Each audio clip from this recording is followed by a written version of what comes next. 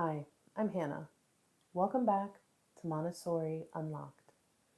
Today we're looking at something that often goes unnoticed in Montessori classrooms, the quiet, constant thread that holds everything together.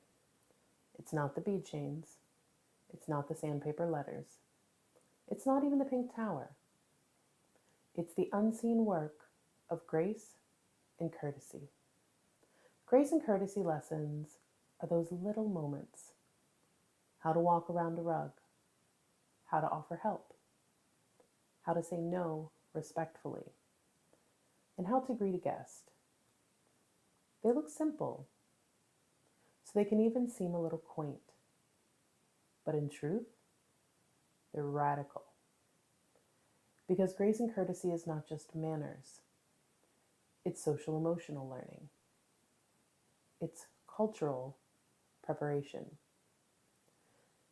It's Montessori's way of teaching children not only how to move through the classroom, but how to move through the world.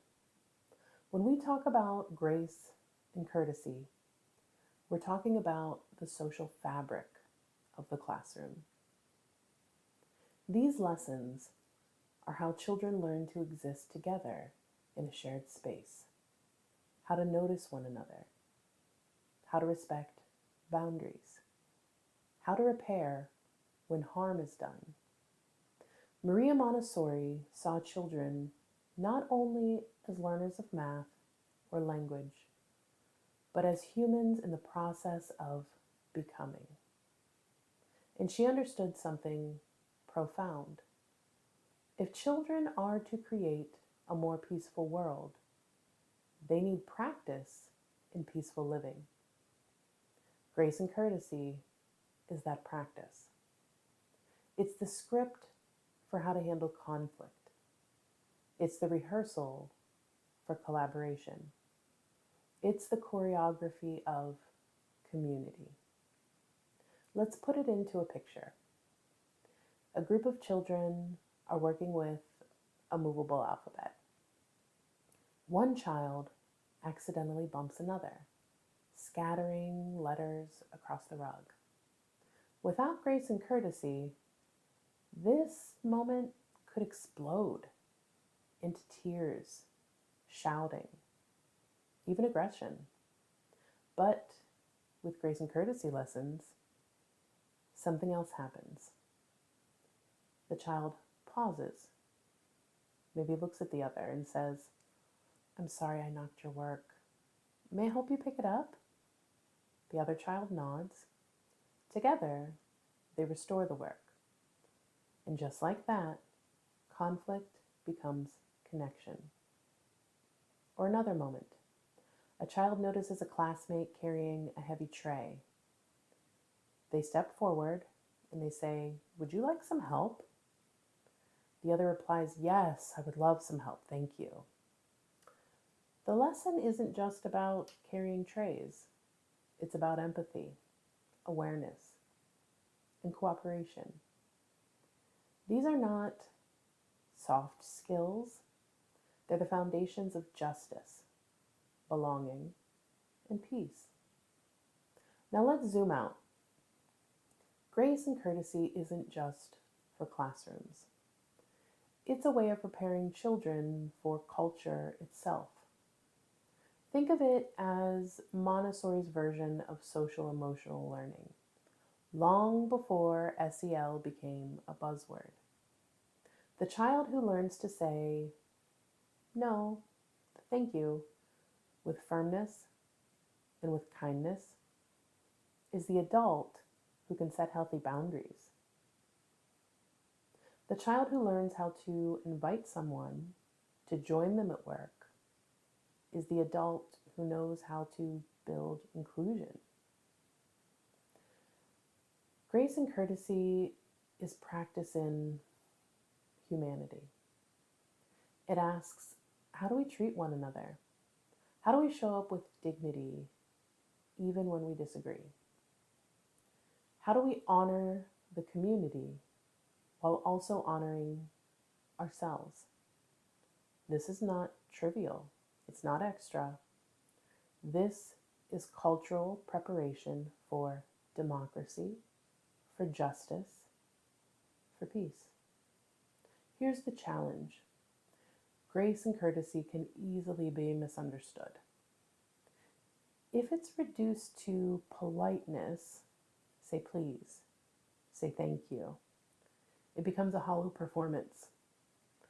But when done with intention, it becomes liberation. Because children quickly learn the hidden curriculum of a classroom. If grace and courtesy is about genuine care, they learn that peace is about relationships. If grace and courtesy is about silence and obedience, they learn that peace is compliance. So as adults, we have to ask ourselves, what are we really modeling?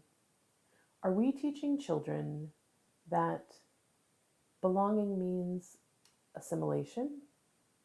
Or are we teaching them that belonging means being fully themselves while caring for others? We live in a world fractured by violence, polarization, and dehumanization. Our children are absorbing that reality whether we like it or not. They hear the dog whistles in politics. They see exclusion in communities. They feel the stress in their families. Grace and courtesy in Montessori is not about protecting children from that reality. It's about equipping them to transform it. It's about giving them tools to navigate difference. It's about helping them to learn how to resolve conflict and to stand tall in their dignity while honoring others. This is how peace education begins, not with treaties, not with slogans, but with children practicing again and again the small acts of care that ripple outward. The unseen work of grace and courtesy is what makes Montessori classrooms hum. It's what turns into a collection of individuals that is a real community. It's what prepares children not just to read and count, but to live fully human lives in relationship with others. So the next time you see a child pause to say, "Excuse me," or "Would you like a turn?" don't dismiss it as manners. Recognize it as revolutionary. Recognize it as the practice of peace. Because grace and courtesy is not about teaching children to be nice. It's about teaching children to be just.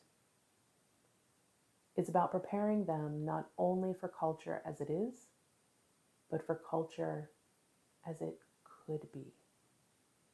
This is the unseen work. And it's worth everything. Thanks for listening to Montessori Unlocked. If this episode resonated with you, share it with a colleague or a parent who cares about raising children ready to shape a more just and peaceful world. Until next time, stay rooted in peace. Stay ready for change. This has been Montessori Unlocked.